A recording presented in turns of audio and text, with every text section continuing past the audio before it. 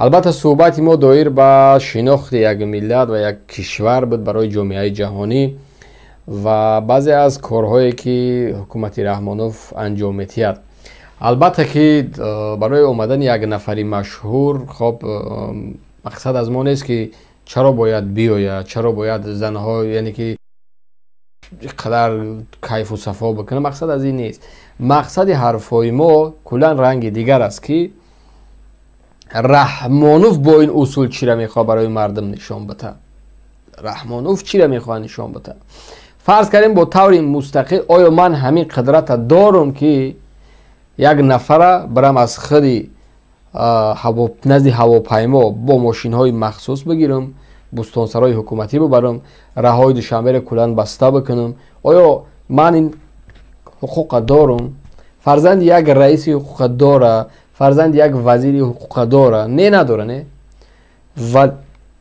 ولی برای رحمانوف فرزندان او الکی نویره هاش و پسانتر اویره ها و کویره و صغیره و چرت و پرتایی که پیدا می شود در وسط، برای آنها این حکومت اجازت میده. این حکومت برای آنها اجازت میده که این کار را بکنن. این یک پهلوی مسئله. یعنی رحمانوف برای 10 میلیون اهالی پیغام میده که هر حرفی که شما میزنین بی اساس است. من در این وطن صاحب هستم، این وطن مال من است، مال فرزند من است، مال نویره من است، اون حق داره. و ایلو برای یک بلاگر خارجی بستن شاهراه دوشنبه شما را کی اجازه داده است؟ اسماعیلی نمیدونم فلانی محمد ظاهر عبدالظاهر است، او چی مسئولیت داره؟ او چی حق داره؟ او در کدام رشته این بخش کار میکنه که این گونه داست و داره که فرودگاهی بین المللی دوشنبه درهاش براز باز میشود، نزد فرودگاه میرود، نزد هواپیما میرود، نفر میگیره میبیاد؟ چی حق داره؟ برای او کی حق داده است که امنیت و کگبه و انوده دستاشون پیشی بر یا که چس میتین که آنها از پول بودجه دولت که مال این ملت از معاش میگن باید خدمت مردم بکنن، ولی خدمت طاهر و ظاهر و حسن و حسین و تخمک و پخمک ده، اونها چی حق دارن؟ گریه من نه از اون است که بیچاره شدم، ما از اون دعوا نداریم. دعوای ما سری است که امنیت از کگبه از انوده از سود از پراکراس اونها همشون از بودجه کشور معاش میگیرن. او بودجه کشور مال یک غریب است، یک صغیره است، یک بیچاره است، یک کسی که در فدراسیون روسیه به هزار مشکلات مبلغ کار میکنه، روان میکنه، میره در فوند ذخیره او کشور. شما او را میگیرین در امنیت و کگبه و آموزگار و نمیدونم دایره‌چی و تعلقی معاش میتین. ولی آنها امروز آمدن در خدمتی که نویره و اویره و کبیره صغیره رحمانوف. کی حق داده است؟ از لحاظ حقوقی نظر بکنید. یک مهمان خارجی در سطح پرزیدنت ها، دیپلمات های با نفوذ وقتی میآیند، پروتکل مخصوص آماده کرده می شود که فرض کردیم فردا جانچین چومپین نمیدونم راهبری کدام ویتنام از سوریدن هر جایی که نباشه میخواد تاجیکستان بیاید، پروتکل مخصوص آماده کرده می شود برای پیشوازش، کلون مخصوص آماده کرده می شود از سطح وزیر، از رئیس، از نمیدونم پریمیر منیستر، از صدر اعظم اون کشور، از راهبری کشور، کی میروه اونجا نوی حجت آماده کرده می شود. درست؟ بله درست. و میروند، حق اجازت دارن، از اونجا مهمون میگیرن، گیجا میروه، کی میروه، با کی ملاقات داره، کی برمیگره، همه این با طوری باید و شاید نوشته میشه روی یک ورق، روی یک برگه، حجت یک پروتکلی مخصوص آماده کرده میشه و این استفاده میره گروه مخصوص. ولی برای یک بلاگر، برای یک نفری که یک بار صحیفه‌اش نظر کنه که چی چیزهای زیبایی تاجیکستان رو رکلام کرد که میلیون ها پتپیچ داره، مرد نه خنده این تریاج قدری دنیا خیلت چی گیجای چی کار کرد؟ بجز از اون که عکس خود چه گرفته است، رکلامی که مردم تاجیک متاسفانه یک مردم دیگر یک چیزی که ندیده است میگن فلانی آیفون داد میمرن از دویدن، به خاطر همو عکس های او را گرفتین، کپی کردین، بردین دادین، همو عکس خود چه گرفت دو کرو بگید مردم تاجیکستان دوید، گفت تاجیکستان با پیش ما مردیم ای خرسندی که تمام دنیا گلستان شد. یک نفری خیلی مهم اومد و خلاص دیگه ای پگک و توریستای نمیتری میرزه تاجیکستان. نه اب قدر هر امریکایی میبیو پیسه دلار در جیبش که تمام مردم تاجیکستان 100% زندگی میکنن، پروبلم نداریم و حیاتی زندگی مردم خوب دیگه. خاک خنک در وطنی که راهبرش میرود در نزد سازمان ملل تلالیشت اکتلمیشت، وزیر و مینیسترش میرود اوه تروریست و اکستریمیست، سفیراش همین قدر نمیدونم لاکیاشون در دستاشون در بدر وزارت و اداره های خارجی میرن پیسه جمع کنه که تروریست و اکستریمیست خطری اون در جامعه و خصوصا در تاجیکستان. من امریکایی فرض کردیم برای رفتن به تاجیکستان من خبرهای دقیق حکومتی را میگیرم، رسانه های رسمی حکومتی را من نظر میکنم که در اون کشور چی میگذره. من نمیرم دنبال یک بلوگر، دنبال جنس بانکس، دنبال نمیدونم حسن حسین گلداره پلنورا، نمیدونم دنبال بوراک و دنبال نصرت کوروکر و نمیدونم دنبال اون نمیرم. من میرم دنبال رسانه های رسمی دولتی که در اونجا چی میگذره، موقع او کشور من نظر میکنم که او کشور از لحاظ امنیتی، از لحاظ اقتصاد، از لحاظ خواب روابط مردم، معاشرت مردم، فرهنگ مردم، اخلاق مردم چگونه است که من میتونم رفته استراحت بکنم. مقصد از سیاح خارجی یک کشور دیگر رفتن عصبهاش آرام کردن، یک جای آرام، یک طبیعت زیبا رفتن، استراحت کردن است. رسانه رسمی حکومت بدرم تروریست اکستریمیست، پیامهای رحمانوف اگر لااقل نظر کنم همش تروریست، خطری اون در جامعه فلان بیمدان. کی دیوانش از تاجیکستان میره؟ کی؟ یا تا نه توریستا را در دنگره کشتین، باری که کردین گروهی مخصوص تروریست و اکستریمیست. کی میره؟ آخر این کار کیه شما پیار کردین؟ یک بلوگر شما چی میگن؟ نامرد اگر ما در پیش دوستای داغستانی و چچنی بشینم میگم آج در تاجیکستان لامبورجینی بوده، آوجی فلک به گوش زحل میرسه. نامرد شما نه لامبورجینی رو نه دیدین؟ ما میگم که دامو ماشینی چی هسته؟ مرسدس چون داره خب مرسدس نمیدونم اس کلاس های نه واسه ای کی های بچه اسماعیل های شیرین هر اوش شوه.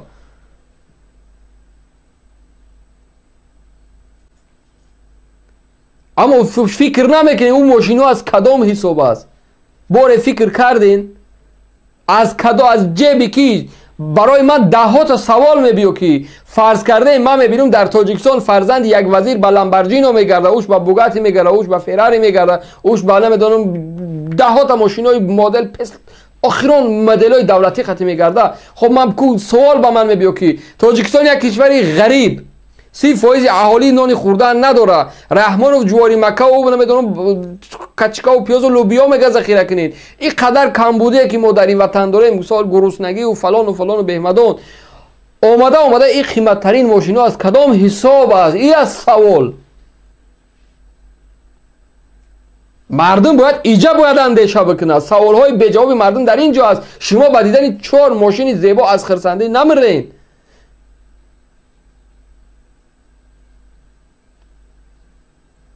گذشت از زمان این چیزها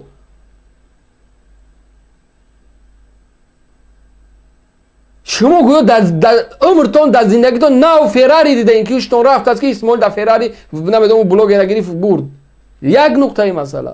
نقطه دومی مسئله من با اون فرهنگ، با اون بناموسی، با اون فراری، با اون لامبورجینی من توف کردم. وقتی که مادر این ملت، زن این ملت نیم اوریان نیم لوج میره پیش یک اجنبی میرقصه، ما میبریم از عملهای مردانه اسماعیل کفک میزنه که نویره امام مالی و نویره نمیدونم جناب میدونه چکوکا یک فرهنگ تاجیکی را نشون داد. من توف کردم با اون فرهنگ بناموسی. اگر فرهنگ این ملت رقص و بازی و بناموسی باشه من گذشتم از بحر این نمود فرهنگ. او فرهنگ نیست، او بناموسی این ملت نشون داد که این ملت مثل یک آشغال پیش هر یک چوما و نامرد و خدادار و به خدا میره میرقصه.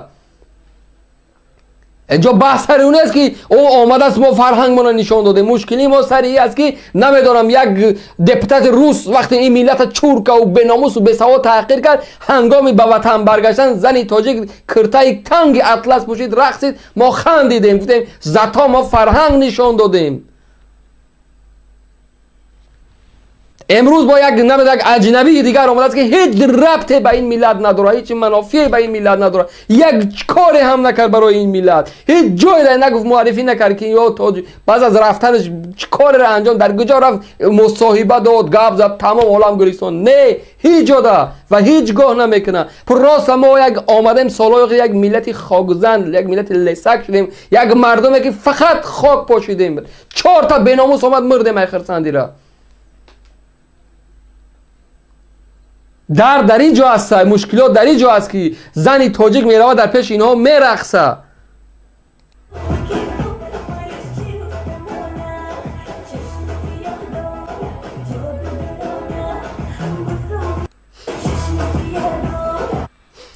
کجا اینجا فرهنگ است، کجا اینجا مدنیت است، کجا اینجا اخلاق است، کجا اینجا ناموس این ملت نشان داده می شود.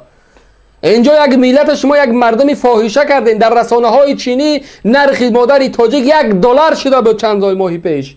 یک عکس العمل از جانب حکومت نشان چون خدا شما فاحشه این. امروز رحمانوف اینقدر این ملت به آبرو کرد، اینقدر بناموس کرد، اینقدر این ملت لوج و اوریان کرد، در کوچه ها پرتاف. اکنون نوبت این سگای خوتیکای میده شده است که دست زدن این بناموسای این ملت ای آبرو به عفت و بناموس کردن. شما پهلوی فکر نکنه که فلانی آمد ما را رکلام کرد تمام تا توریسم بیو. ناموس بزرگترین نعمت است برای اگر هر یک ملت، هر یک جوانی که ناموس داشته باشه از این زن، از این مادر دفاع کنه. اگر بمری از گرسنگی و خدا، اگر دنیا در مقابل ایستاد شود، نه که داشتن ناموس چیزی دیگر است. تا این اندازه ما اجازه دادیم، تا این اندازه ما آمدیم پایین فرو آمدیم که پیش هر کس و نوکس دختری تاجیک باید برقصه. زمان شوروی بود، حتی زنها ننگ داشتن روسریشون از سراشون بگیرن. ولی امروز چی آمد برای ما؟ چی بدبختی؟ کی ما را به این حالت آورد؟ کی؟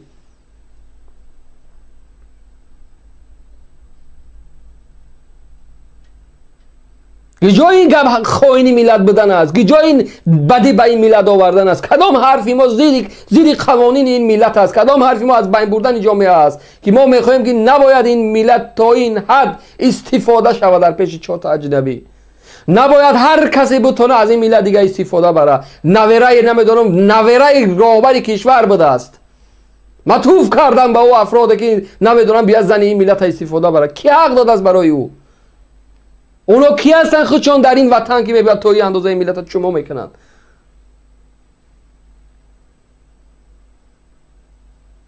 غیرت باید استفاده برد. در مقابل ما حرف زدن چیزی دیگر است، اما ناموس داشتن کلان یک مکتب دیگر است که ندارن ناموس. شما برعکس خندیدین به حال این مادر این ملت. زن این ملت وقتی رقصید برعکس دایره زدن که ما در بین 27 میلیون آبونه چی نشان دادن که مادری تاجیک مثل فاحشه میرقصه. افسوس.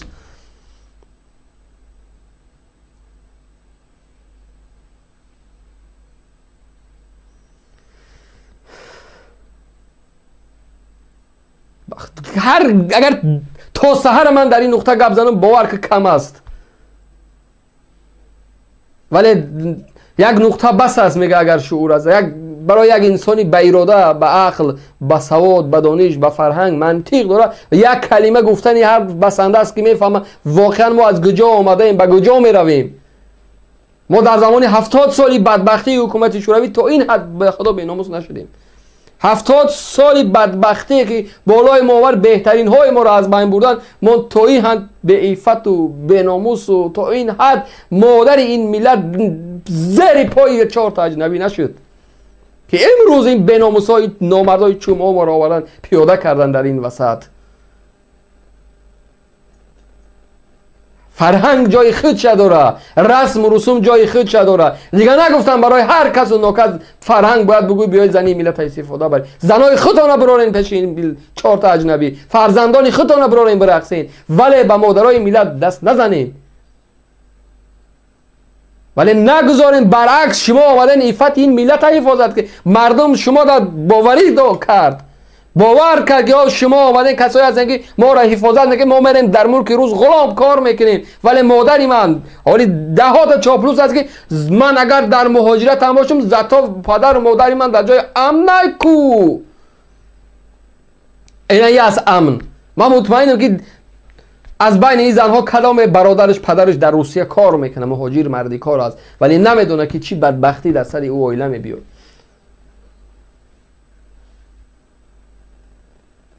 یک نوار دیگه شما ببینیم. ایرا بگیریم.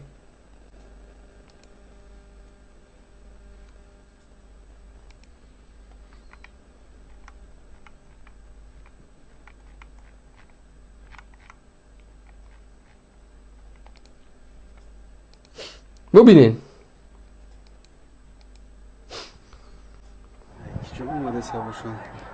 اینو کی هستن که راه ها باید بسته شود؟ ای بلیاز خدا، ای نامردو، ای بدبختو، ای کورسوادو، ای ابله ها. او کی است که باید راه های مرکزی باید بسته شود برای اونو؟ بچه ساعتی مردم پول میسته.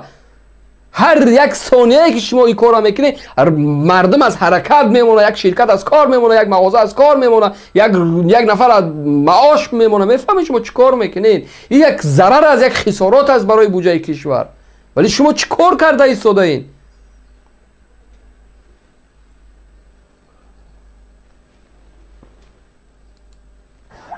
ببینین اینا نیاکب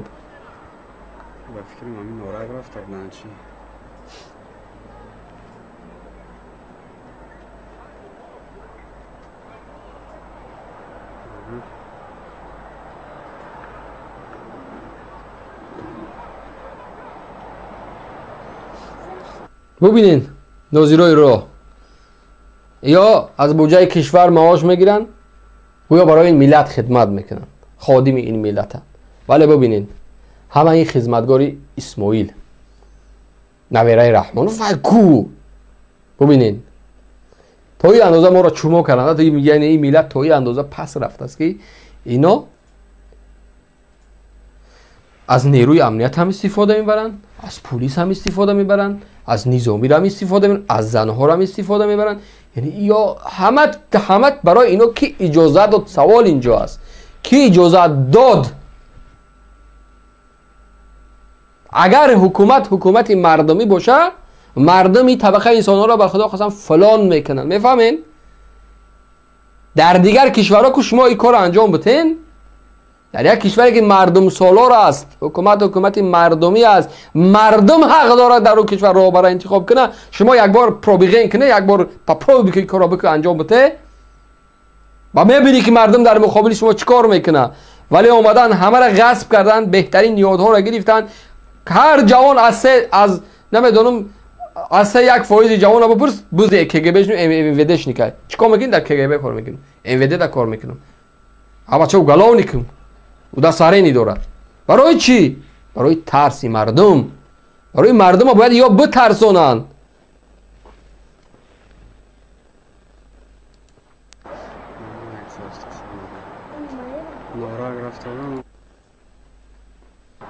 نگاه کن.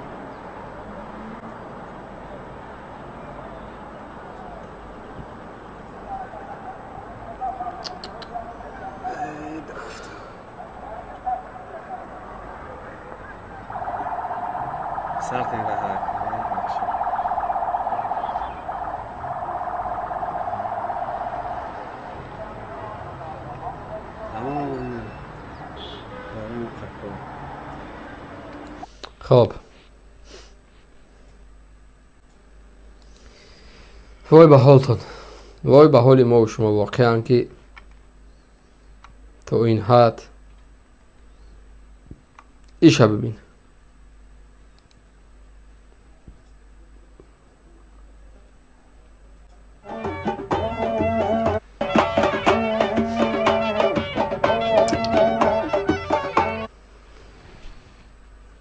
خوب تماشا کنین.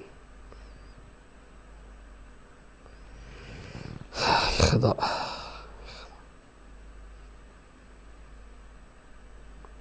این عمل ها یعنی در یک ملت غیرت نیست. ناموس نیست.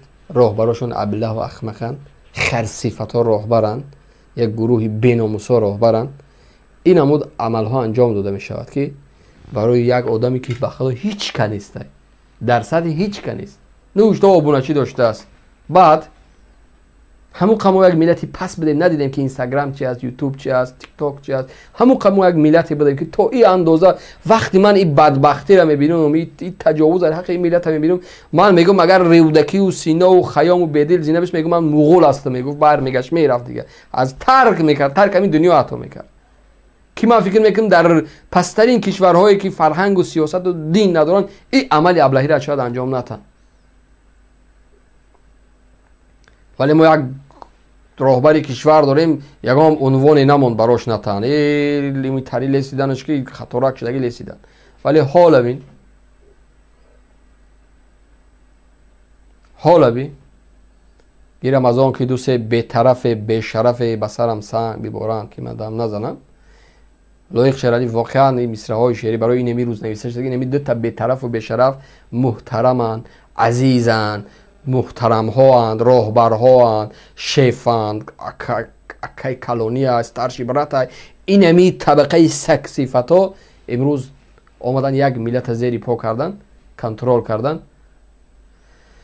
آخرش اینه به عفتی زنها و خواهرهای ما و شما. خب دوستای عزیز، در این اگر این نوارها را ببینیم زیاد است واقعا این بدبختی که یو کردن برای یک نفر از زنها و از خواهرها استفاده کنه زیاد است. ولی که فکر مردم رو ببینیم، شاید من خطا میکنم واقعا، دیدگاهی من بود که من هیچگاه اجازه نمیتم این عمود معرفی ملت باشه. اگر فرقی ندارد از امریکا نمیدونم جورج واشنگتن زنده میشه دوباره میبیا، نباید در پیش او دیگر زنی تاجیک خمیوزه شو خمشه و نیم اوریان و نیم برهنه رقص بازی کنه. خب نوشته جورج واشنگتن آمد بعد ما هم برای خود ملت، ما هم برای خود آبرو داریم، ما هم فرهنگ داریم، ما هم عزت داریم، ما هم شخصیت داریم. ما باید بیایم پیش یا خودمون پرتیم چهار زانو بزنیم که جورج واشنگتن آمد.